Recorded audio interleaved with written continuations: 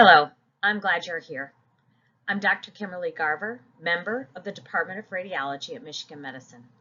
I'm here on behalf of my wonderful colleagues, Dr. Catherine Maturin, an outstanding leader in our department and within the field of radiology, and Dr. Amy Young from the Ross Business School and Center for Positive Organizations at the University of Michigan. We were fortunate to have 3 undergraduate students assist us in this project, which was funded by a grant from the Michigan Medicine Wellness Office. This is a series of 16 short 10-minute modules based on the seminal book by Dr. Kim Cameron entitled Positively Energizing Leadership. Dr. Kim Cameron is one of the 3 founders of the Center for Positive Organizations, which is trying to change the world of work into a more life-affirming, humane place, while at the same time producing often dramatically higher performance. We have one introductory module that shares the principles of what positive, energizing leadership is and what it can do. The next 15 modules discuss one leadership attribute that was found across many different industries to be empirically validated to improve workplace well-being and performance. The great news is that each of these attributes and behaviors are easily accessible, free, can be learned, and require no additional staff or resources. Today, we will be discussing the final 15th attribute, how to mobilize positive energizers that can motivate others. Let's get started. Next, we're going to talk about growing your network of positive energizers in your organization to promote positive change using a bottom-up in addition to a top-down organizational change. Positively energizing leaders mobilize positive energizers throughout the organization who can motivate others, while de-energizing leaders overlook or ignore energizers who are eager to help. Positively energizing leaders seek out positively energizing people who can uplift others around them and marshal positive energies to foster improvement and goal accomplishment.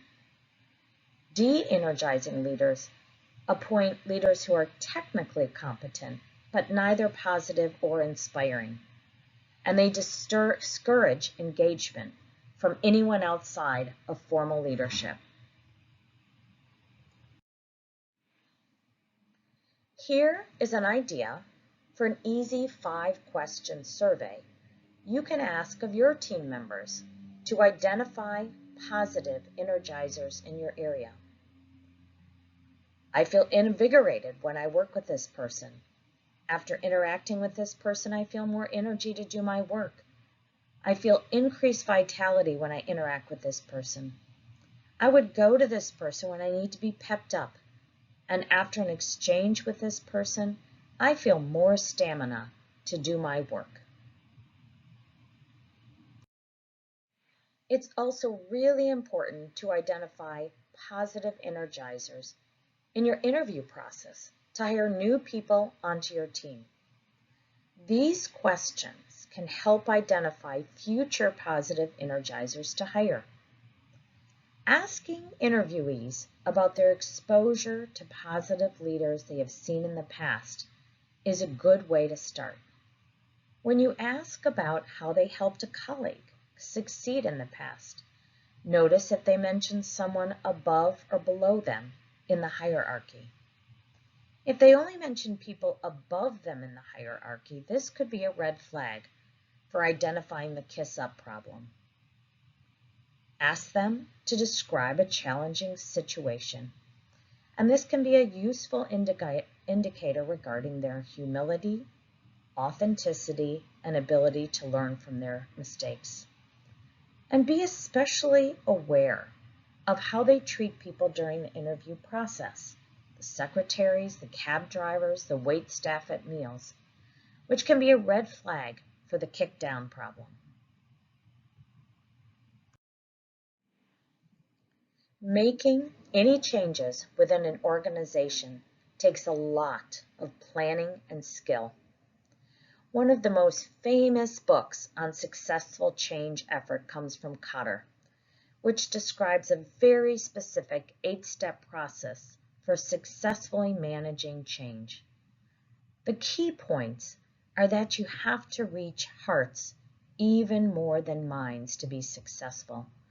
Make sure you pay attention to emotions as much or more as you do the intellect and logic for the change process. The more listening you can do, the better. A bottom-up approach tends to work better than top-down alone. Know your key vision and articulate this over and over again. And don't forget to celebrate early wins to build motivation to reach your goal. I highly recommend you watch this 10-minute video that explains this important 8-step change model in greater detail. Dr. Kotter has written several very successful books on the change process, but this 8-step basic model has really stood the test of time. There are 3 major components that need to occur with important sub-steps in each of these areas. First, you need to create a climate for change by creating a sense of urgency, building an inclusive change coalition, and creating a clear vision for the future. Next, you need to engage and enable the organization by communicating this vision over and over, or what we call 9 ways, 9 times. Empower others to engage the team and create quick wins to build momentum. The final step is to implement and sustain the change by building and then embedding the change within your organization. Some actual practical tips and tricks on how to mobilize positive energizers in your organization or unit. Start positive leadership training. Leaders learn and practice the attributes described in the Positively Energizing Leadership course by sharing book clubs, trainings, and regular ongoing discussions of examples of positive leadership in regular meetings. Leaders embrace a positive change process. They strongly support and follow Kotter's change process to create a more positive culture throughout the organization during any kind of significant change. And they also collect regular feedback on leaders. Leaders use the Positive Energizing Leadership Survey to obtain feedback on how they are doing with positive practices. The Positive Leadership Survey link is available in this slide deck.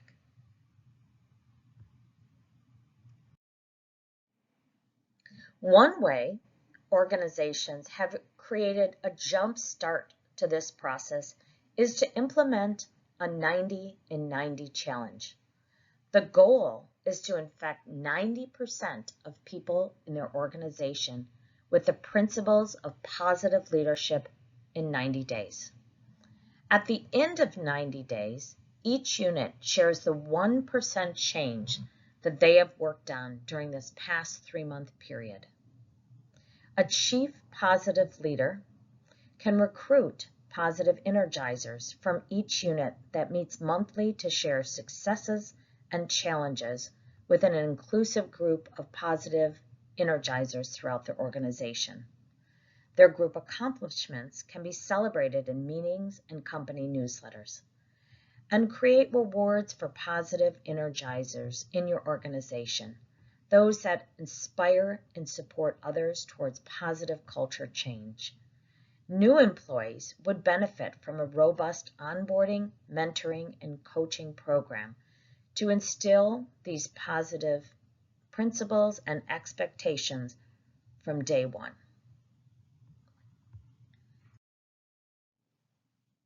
If you have time, break into small groups to discuss these questions over the next 15 minutes. Small groups are best kept to 4 to 6 people maximum. Please assign one person in the group to report insights learned from the group back to the larger group when we return. This positively energizing leadership training was presented as a poster presentation at the International Conference on Physician Health in October of 2022. This infographic shares the 15 attributes of positively energizing leaders described in the book by Dr. Kim Cameron from 2021. This survey instrument is directly out of Kim Cameron's book, Positively Energizing Leadership. You can click on this Google Doc link to obtain a copy of this survey.